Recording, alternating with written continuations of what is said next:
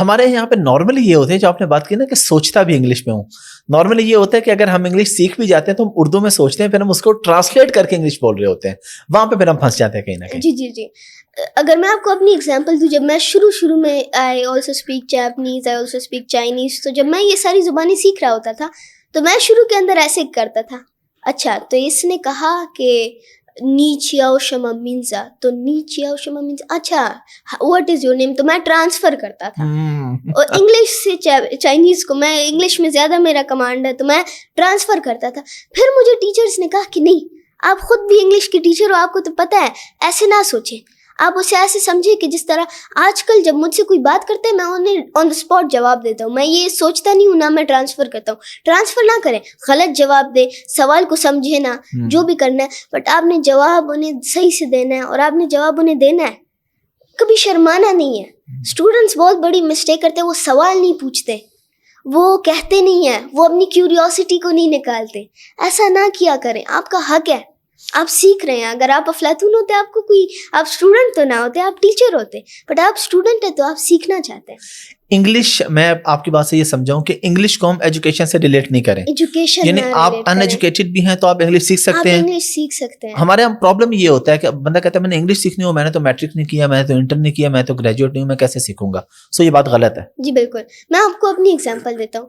Pashto language ہے, جب میں چھوٹا تھا, میری مدر ٹنگ ہے, تو میں نے کیا لوگوں سے پوچھا تھا کہ ایکسکیوز می مجھے ذرا اردو کا گرامر سکھائیں, ایکسکیوز می مجھے ذرا پشتو کی گرامر سکھائیں, ایکسکیوز می یہ اس کی کیسے بولتے ہیں یہ پشتو کے اندر.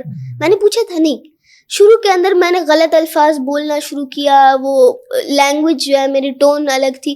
پھر سلولی میں گریجولی بڑھتا گیا, اور مجھے جو ہے آ گئی پشتو, اور ابھی تک مجھے پشتو کی ریڈنگ اور رائٹنگ نہیں آتی, میں نے کبھی دیکھی بھی نہیں ہے. زیادہ تر لوگ جو نیٹیوز ہوتے ہیں, فار ایگزامپل پنجابی لوگ ہوتے ہیں, ان کو پنجابی ریڈ کرنا اور لکھنا نہیں آتا, بالکل, لیکن وہ بول رہے ہوتے ہیں. پھر تو آپ پشتو اچھی بول لیتے ہو. پشتو میں بہت اچھی بول لیتا ہوں, ایکچولی میری مدر ٹنگ ہے, اور گھر کے اندر ہم پشتو ہی بولتے ہیں. دا تھنگ از کہ آپ جب ایک چیز کو ایز اے لینگویج لیتے ہو تو اس سے فرق نہیں پڑتا. ہم بھی پشتو میں جاہل ہیں, آپ ایسا ہی سمجھ لیں کہ ہم جاہل ہیں, کیونکہ ہمیں نہیں آتی پشتو کی رائٹنگ اور ریڈنگ.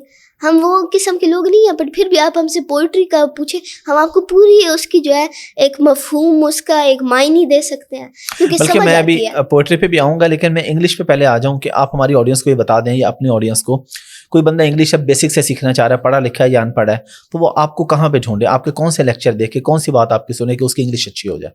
دیکھیں میرے چینل کے اوپر بہت سارے میرے ٹپس اینڈ ٹرکس والی ویڈیوز ہیں, جس کے اندر میں نے سکھایا that how are the short ویز.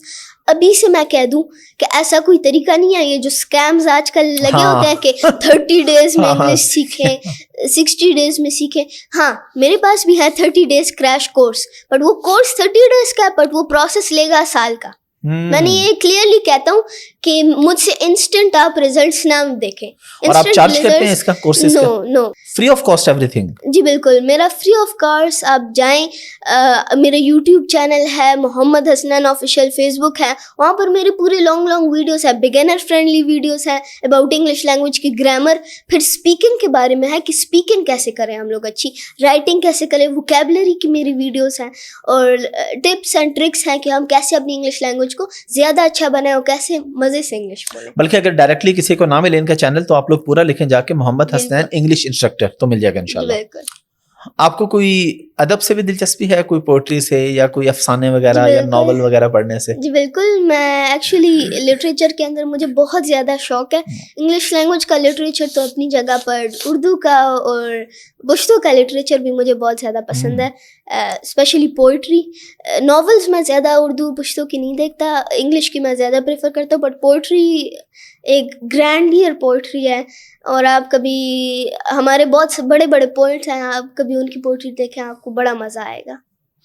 آپ کا کچھ یاد ہے پوئٹری؟ جی بالکل, میں اردو کی بھی مجھے یاد ہے, اور مجھے پشتو کی بھی یاد ہے. تو سب سے پہلے میرا طریق, جی میرا طریق امیری نہیں فقیری ہے, میرا طریق امیری نہیں فقیری ہے, خود ہی نہ بیچ غریبی میں نام پیدا کر، علامہ اقبال کا کلام ہے.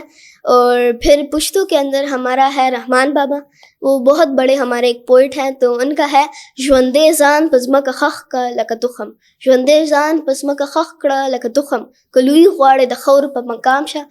مطلب کہ آپ اپنے آپ کو زندہ گاڑ دیں جس طرح کہ ایک تخم اپنے آپ کو زندہ گاڑ دے. اور اگر آپ کو عزت چاہیے، لوئی مطلب عزت، مقام، اگر آپ کو ایک مقام، ایک مرتبہ چاہیے تو آپ اپنے آپ کو جو ہے زمین کے ساتھ، آپ اپنے آپ کو مٹی کے ساتھ ایک کر دیں.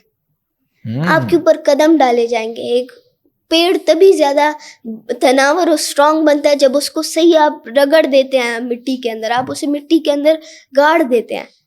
تو اس کی پوئٹری پھر ہمارے ساتھ اس طرح بہت سارے ڈفرینٹ پوئٹریز ہیں. علامہ اقبال کی میں بہت زیادہ ریڈ کرتا ہوں، وہ میری انسپریشن بھی ہیں ایز اے موٹیویشنل اسپیکر، کیونکہ ایک ایسا دور جب ہم لوگ غلام تھے of the British, of the Hindus. And I am not in opposite, I am not saying کہ وہ برے ہیں، بٹ دا تھنگ از کہ سلیوری آپ کو پتہ ہے آف کورس. تو اس دور کے اندر جب کچھ نہیں تھا، جب ہم لوگ بالکل ویک تھے، جب سارے لوگ سوئے ہوئے تھے، ان کو جگانے کے لیے علامہ اقبال نے ایسی پوئٹری بولی کہ اس طرح جگا دیا کہ اپنا ملک ہمیں مل گیا. تو اگر اس طرح ایک دوسرے بار علامہ اقبال آ جائے، ایک نیا قائد اعظم آ جائے، تو سوچے ہمارا ملک کتنا بہتر بن سکتا ہے، کتنا اچھا بن سکتا ہے. اللہ کرے جی، انشاءاللہ. جی بالکل.